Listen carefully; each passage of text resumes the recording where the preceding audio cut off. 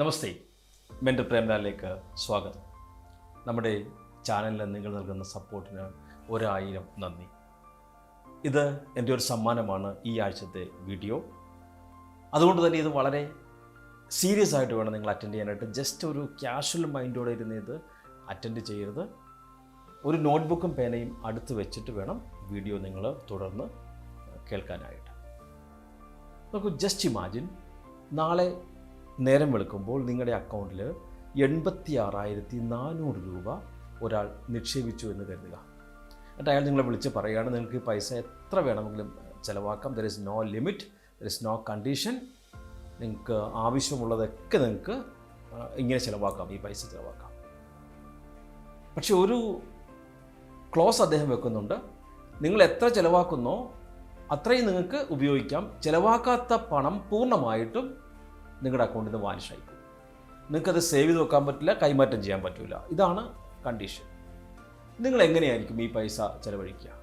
നിങ്ങളുടെ ഈ പൈസ കൊണ്ട് നിങ്ങൾ വെറുതെ അടിച്ചു പൊളിച്ച് കളയുമോ? നിങ്ങളുടെ എൻ്റർടൈൻമെൻറ്റ് പ്രാധാന്യം കൊടുക്കുമോ? അതോ നിങ്ങളുടെ ഫ്യൂച്ചർ, നിങ്ങളുടെ ഭാവി കെട്ടിപ്പടുക്കാൻ വേണ്ടി നിങ്ങൾ വിനിയോഗിക്കുമോ? അതോ നിങ്ങൾക്ക് വേണ്ട പ്രധാനപ്പെട്ട കാര്യങ്ങൾക്ക് വേണ്ടി നിങ്ങൾ തന്നെ നിങ്ങൾ ഇൻവെസ്റ്റ് ചെയ്യുമോ? അതോ ഈ പണം ഉപയോഗിച്ച് നിങ്ങൾ മറ്റൊരാളുടെ ജീവിതത്തിൽ നിങ്ങൾ മാറ്റം വരുത്തുമോ? നിങ്ങൾ എങ്ങനെയാണ് ഈ പണം ചെലവഴിക്കുക? ഈ പണത്തിന് പകരം സമയമാണെങ്കിലോ? 86,400 എന്ന് പറയുന്നത് 24 മണിക്കൂറാണ്. 60 സെക്കൻഡ് വീതമുള്ള ഒരു മിനിറ്റ് മാറി ഒരു ദിവസത്തിലേക്ക് എത്തുമ്പോൾ ഇത്ര സെക്കൻഡാണ് നിങ്ങൾക്ക് ഒരു ദിവസം.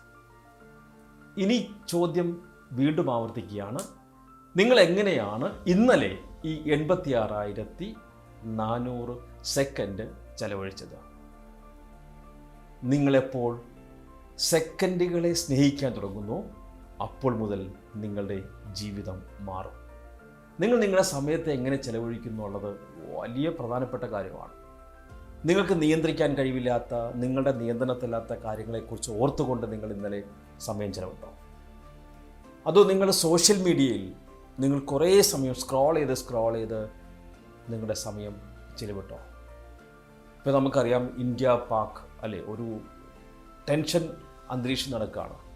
അതിൽ നമുക്ക് ബേസിക് ഇൻഫർമേഷൻസ് എല്ലാം നമുക്ക് കിട്ടി. എന്നിട്ടും നമ്മൾ പിന്നെയും അതിൻ്റെ വാർത്തകൾക്കായിട്ട് ഓരോ ചാനലുകൾ കയറി ഇറങ്ങി കുറേ സമയം കളഞ്ഞു. അതോ മറ്റൊരാളുമായി കമ്പയർ ചെയ്ത്, താരതമ്യം ചെയ്ത്, നമ്മളിങ്ങനെ ആയിപ്പോയി, അവരങ്ങനെ ആയല്ലോ എന്ന് കരുതി കുറേ സമയം കളഞ്ഞു. അതോ ആരോടെങ്കിലും ദേഷ്യപ്പെട്ട് വഴക്കിട്ട് കുറേ സമയം കളഞ്ഞു. അതോ എന്തെങ്കിലും ചെയ്യണമെന്ന ആലോചനയോടുകൂടി കുറേ സമയം ആലോചിച്ച് ഒന്നും ചെയ്യാതെ കുറേ സമയം കളഞ്ഞു. നിരാശ വേണ്ട, ഇത് നിരാശയ്ക്ക് വേണ്ടി പറയുന്നതല്ല. ഇന്നലെ നഷ്ടപ്പെട്ട സെക്കൻഡുകളെ നമുക്കിന്ന് തിരിച്ചു പിടിക്കാനും പറ്റില്ല. അത് അദ്ദേഹം ആ പൈസയുടെ കാര്യത്തിൽ നമ്മളോട് പറഞ്ഞതുപോലെ തന്നെ അത് പോയി. നമ്മൾ ഉപയോഗിക്കാത്ത ഓരോ സെക്കൻഡും നാം തുറക്കാത്ത വാതിലുകളെന്നാണ് പറയുക. അപ്പോൾ പാസ്റ്റ് ഈസ് ഹിസ്റ്ററി. ഇപ്പോൾ ദൈവത്തിന് പോലും നമ്മുടെ ഭൂതകാലത്തിൽ പോയിട്ട് ഒരത്ഭുതവും കാണിക്കാനില്ല. എന്നാൽ ഇന്ന് കിട്ടിയിരിക്കുന്ന ഇത്രയും സമയം, ഈ 86,400 സെക്കൻഡ് എങ്ങനെ വിനിയോഗിക്കണം? ഒരൊറ്റ തീരുമാനം മതി. നിങ്ങളുടെ സെക്കൻഡുകളെ സ്നേഹിക്കാൻ നിങ്ങൾ എടുക്കുന്ന ഒറ്റ തീരുമാനം മതി, നിങ്ങളുടെ വിധി മാറും.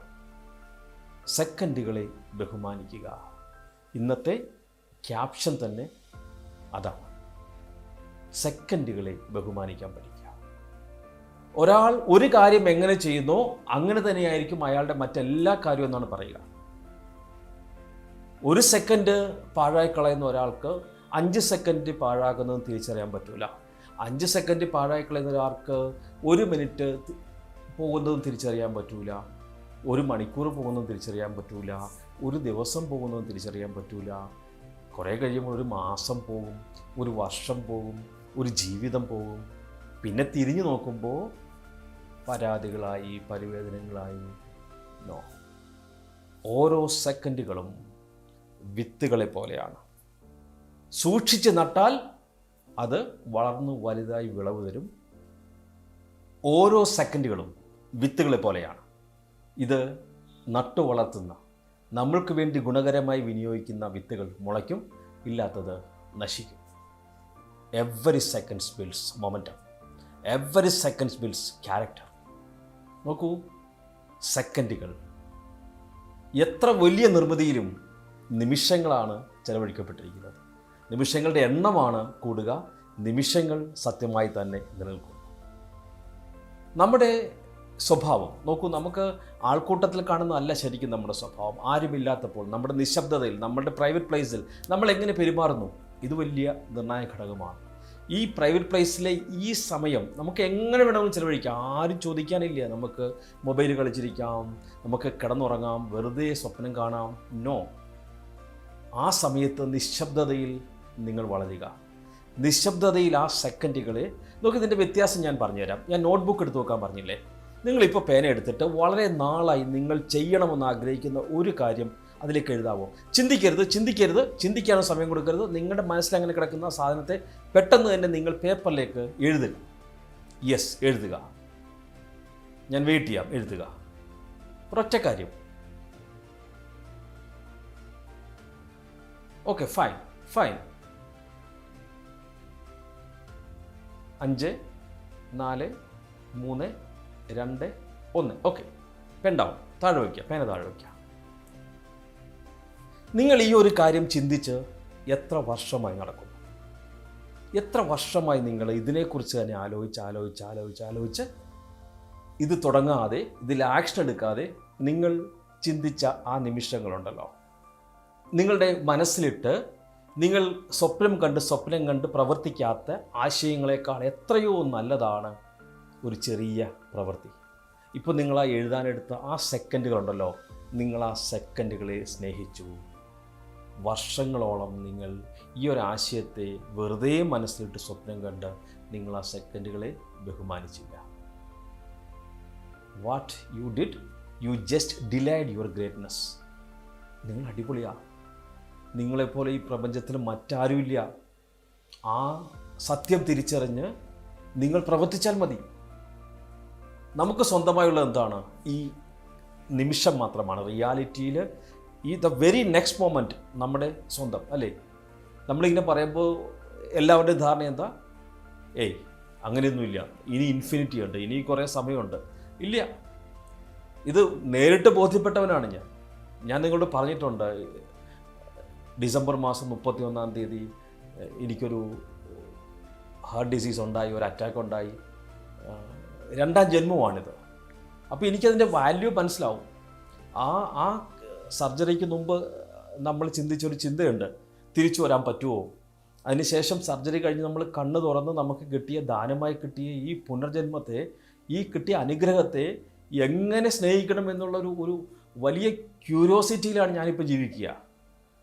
ഇപ്പം എനിക്ക് മനസ്സിലാകുന്നുണ്ട് സമയത്തിൻ്റെ വില എന്താണെന്ന് കുറേ കൂടി ഭംഗിയായിട്ട് മനസ്സിലാവുന്നുണ്ട്. ബേസിക്കലി ഞാനൊരു പ്രൊഡക്ടിവിറ്റി കോച്ചാണ്. ഒരുപാട് പേരുടെ ജീവിതത്തിൽ അവരുടെ സമയത്തെ ഏറ്റവും ക്രിയേറ്റീവായിട്ട് വിനിയോഗിക്കാൻ പഠിപ്പിച്ച് ഒരുപാട് പേരുടെ ജീവിതത്തിൽ മാറ്റമുണ്ടാക്കാനുള്ള ദൈവനിയോഗം എനിക്ക് ദൈവം തന്നിട്ടുണ്ട്. അതിൽ ഞാൻ ഒരുപാട് നന്ദി പറയുന്നു.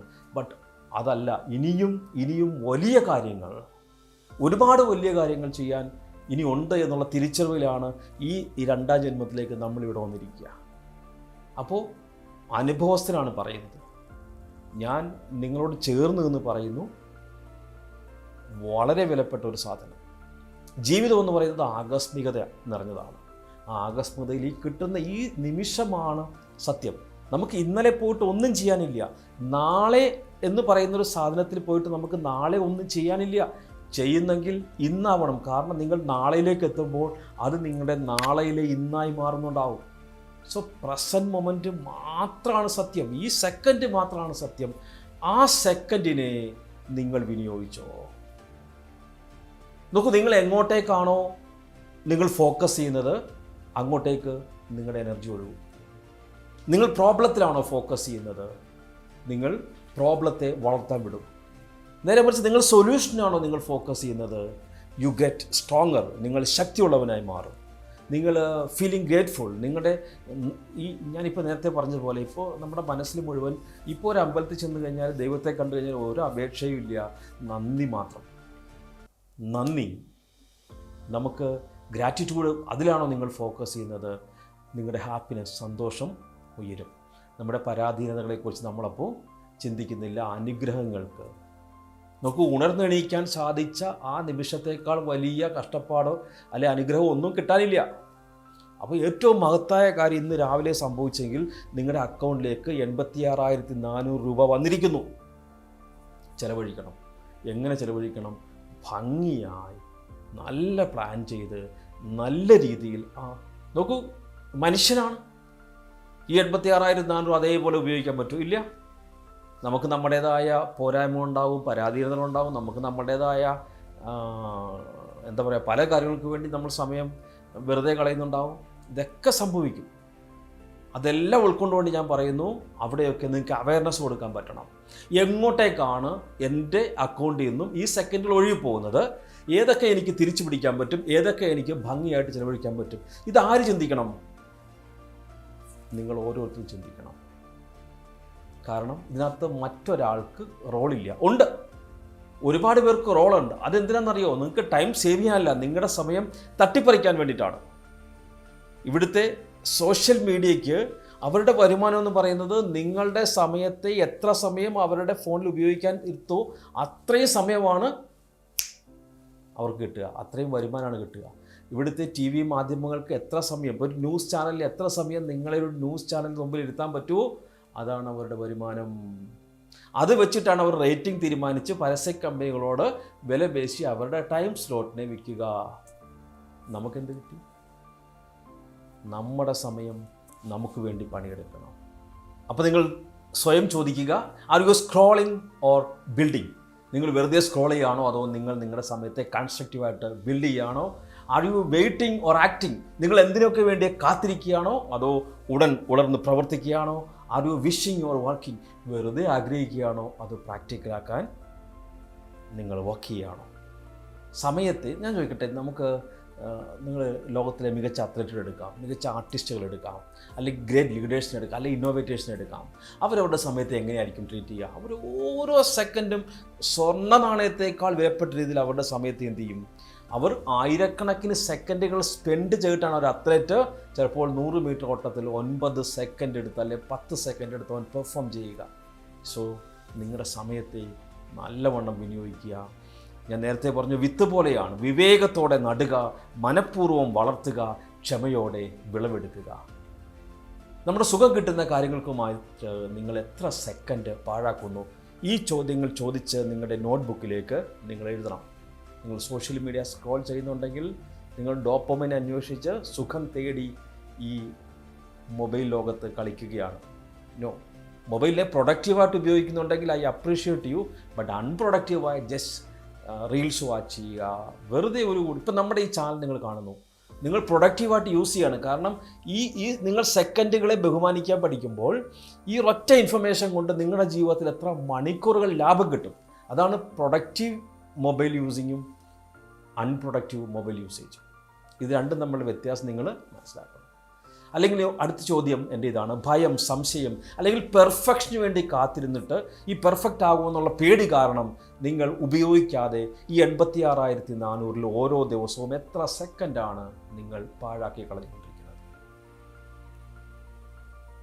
മറ്റൊരു ചോദ്യം കൂടി ചോദിക്കാം. ഈ 86,400 സെക്കൻഡുകളെ ബഹുമാനിക്കാൻ നിങ്ങൾ ഇന്ന് മുതൽ ചെയ്യാൻ പോകുന്ന ഏതെങ്കിലും ഒരു ചെറിയ കാര്യമെങ്കിലും നിങ്ങൾക്ക് ആ ബുക്കിലേക്ക് എഴുതാം. നോക്കൂ, ഒരു കൈക്കൊമ്പിളിൽ വെള്ളം കോരിയെടുത്തിട്ട് നിങ്ങൾ ഇതാ ഇങ്ങനെ പിടിച്ചു കഴിഞ്ഞാൽ ഇതിൻ്റെ വിടവ് വഴി അത് ചോർന്നു പോകുന്നത് പോലെയാണ് സമയവും ചോർന്നു പോവുക.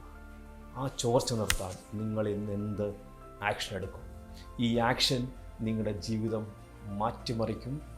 നമുക്ക് മോട്ടിവേഷൻ കൊണ്ട് കാര്യമില്ല. മോട്ടിവേഷൻ ടെമ്പററിയാണ്, ഡിസിപ്ലിനാണ്, അച്ചടക്കമാണ്, സ്ഥിരത പുലർത്തുക. അതുകൊണ്ട് തന്നെ ഈ കുഞ്ഞിക്കാര്യം മെസ്സേജ് ചെയ്ത് ഒന്നുകൂടി പറയാം, നിങ്ങളുടെ സെക്കൻഡുകളെ നിങ്ങൾ ബഹുമാനിക്കാൻ പഠിക്കുക. ജീവിതം മാറി മറിയും. എന്നിട്ട് എപ്പോഴെങ്കിലും നിങ്ങൾ ഈ വീഡിയോയുടെ അടിയിൽ വന്ന്, ഇപ്പോൾ നിങ്ങൾ കമൻറ്റ് ചെയ്യണമെന്ന് ഞാൻ പറയുന്നില്ല, ഇപ്പോൾ വീഡിയോയെക്കുറിച്ച് നിങ്ങൾ ചെയ്യുന്ന കമൻറ്റുകൾ ഇതിൻ്റെ റിസൾട്ട് അറിയാതെ ആയിരിക്കും. നിങ്ങളുടെ അഭിപ്രായങ്ങൾ എഴുതാം. ബട്ട് ഈ ഒരൊറ്റ മെസ്സേജ് നിങ്ങളുടെ ജീവിതത്തിൽ നടപ്പാക്കിയിട്ട് നിങ്ങളുടെ ജീവിതത്തിൽ വന്ന മാറ്റങ്ങളെക്കുറിച്ച് നിങ്ങൾക്ക് ഇതിൻ്റെ അടിയിൽ വന്ന് കുറച്ച് നാൾക്ക് ശേഷം നിങ്ങൾ കമൻറ്റ് ചെയ്യണം. നമ്മുടെ ചാനൽ സബ്സ്ക്രൈബേഴ്സിൻ്റെ എണ്ണം 10,000-ലേക്ക് അടുക്കുകയാണ്. ഈ ഒറ്റ വീഡിയോ നിങ്ങൾക്ക് ഇഷ്ടപ്പെട്ടെങ്കിൽ നിങ്ങളുടെ ഒരു 10 സുഹൃത്തുക്കളെ കൊണ്ടെങ്കിലും ഇത് സബ്സ്ക്രൈബ് ചെയ്യിപ്പിക്കുക, ഇത് ഷെയർ ചെയ്യുക, ഇതിൽ കമൻറ്റ് ചെയ്യുക, ലൈക്ക് ചെയ്യുക. അടുത്ത വീഡിയോയ്ക്ക് വേണ്ടി കാത്തിരിക്കുക.